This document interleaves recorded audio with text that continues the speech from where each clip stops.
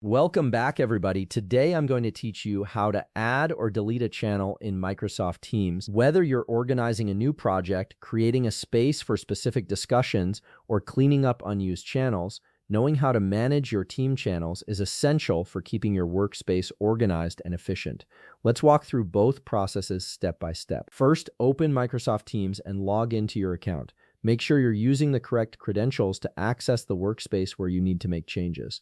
Once you're logged in, direct your attention to the left side of your screen where you'll see several navigation options.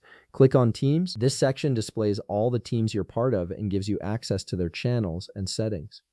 Now select the specific team where you want to add a new channel. Once you've found it, click on the three dots that appear beside the team name. This will open a drop-down menu with various options for managing that team. From this menu, click on Add Channel.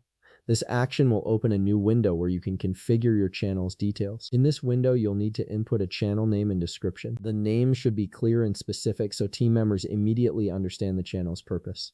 The description provides additional context about what the channel will be used for, which is especially helpful for new team members. Next, you'll see an option for channel type. Click the drop-down menu and you'll be presented with three options: standard, shared, or private.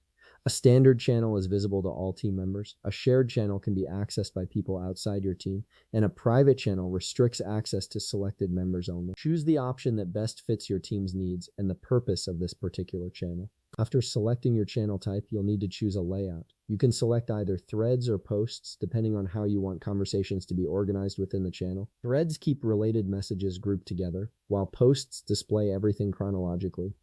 Once you've made your selection, click Create and wait until the process is complete. Your new channel will now appear in your team's channel list. Now let's move on to deleting a channel. If you have a channel that's no longer needed or was created by mistake, the deletion process is straightforward. Select the channel you want to remove, then click the three dots beside it.